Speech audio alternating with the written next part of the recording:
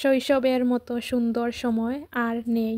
বড় হলে বুঝতে পারবে পৃথিবীটা কত বিশ্রী। একটা সময় ছিল ভাই বোন একসাথে একই ঘরে কতই না আনন্দ করে থাকতাম, কিন্তু এখন হয়ে গেছি একে অপরের অতিথি। বিয়ের আগে রমজান মাস এলে ভাই বোন মিলে কতই না মজা করতাম। সারা বছর থেকে খুব একটা আনন্দময় মাস মনে হতো আমাদের কাছে। মা, বোন, দাদি রোজা রাখতা, দিন শেষে একসাথে সবাই ইফতার করতাম। ইফতারের পরে ভাই বোন সবাই একসাথে মাগরিবের নামাজ পড়তাম। আর আমাদের বাড়ির অনেক কাজিন ছিল আমাদের সহপাঠী, আমরা একসাথে তারাবির নামাজ পড়তাম।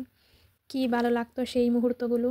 নামাজে কত কিছু যে চাইতাম, আজকালকের বাচ্চাদের কাছে তা নিতান্তই তুচ্ছ বিষয়। বোনেরা হিসাব করতাম কে কত রাকাত বেশি নামাজ পড়ছি। নামাজের মাঝে মাঝে একজনে আরেকজনের হাসানোর চেষ্টা করতাম। নামাজে হাসি চেপে রাখতে পারতাম না। নামাজ শেষ করে সবাই একসাথে হিল হিল করে হেসে উঠতাম। পাশের রুম থেকে বাড়ি সরে দাদি আম্মা গালাগালি করতা, কি বকাবকি করতা। তারপর আবার ফিস ফিস হাসি। অনেক কিছু অর্জন করার পরও দেখি সেই মুহূর্তগুলো আর ফিরে পাওয়া যায় না।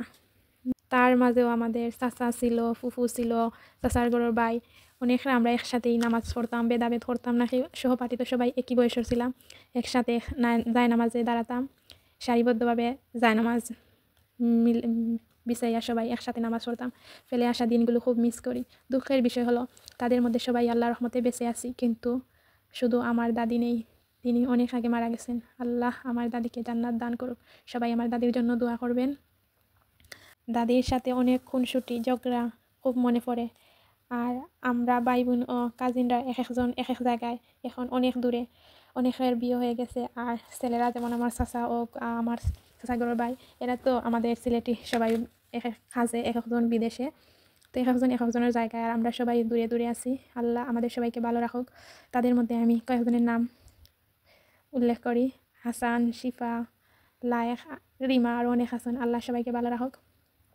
তখনকার সময় সবচেয়ে বেশি জুটি ছিল আমার মেজবোনির সাথে। আমি আমার মেজবোনির কাছ থেকে অনেক কিছু ইসলামিক জ্ঞান অর্জন করছি। তো মেজবোনকে আমি ছোটোমণি বলে সম্বোধন করি। আল্লাহ আমার বোনও ভালো রাখুক, সুস্থ রাখুক। তখনকার সময় আমরা তারাবির নামাজ পড়ে 10টার সময় আম্মা আমাদেরকে ভাত খাওয়াইতা। এখন তো আবার ভাত খাই না, এখন আবার বড় হয়ে গেছি আর বিয়া শাদী হয়ে গেছে। এখন নিজেরটাও নিজে রাখতে পারি না, আর ভাত খাওয়ানি তো দূরের কথা। তো 10টার সময় ভাত খাওয়ানোর পরে আমরা ঘুমিয়ে পড়তাম। খুব ঘুম হইতো তখন। এই ঘুম এখন আর ফিরে পাওয়া যায় না, পাওয়া যাবেও না। সেহরি এক প্রকার চোখ মুজেই করতাম। তখন মনে হতো খুব ঘুম, কিন্তু এখন আবার মনে হয় সেই ঘুম কেন আসে না চোখে। কিন্তু এখন যে আমাদের অনেকটা পরিবর্তন হয়ে গেছে, বিয়ে হয়ে গেছি, সংসার হয়ে গেছে, অনেক কিছু দায়িত্ব হয়ে গেছে নিজের, তাই ঘুমটাও অনেকটা দূরে গেছে গিয়ে।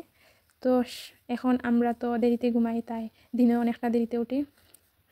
আর তখনকার সময় গড়ে থাকতে ভাবতাম মা কেমনে করে সেহরির সময় উঠে আমাদের জন্য রান্না করে, কেমনে মার ঘুম ভাঙ্গে। কিন্তু এখন দিন শেষে মায়ের মতো হতে পেরেছি, কিন্তু মায়ের মতো তো পুরোটাই হতে পারিনি। তারপরেও কিছুটাই মায়ের মতো দায়িত্ব নিতে শিখে গেছি। তখন ভাবতাম আমি তো কোনোদিন মায়ের মতো সেহরিতে উঠে আগে ভাত বেড়ে দিতে পারবো না।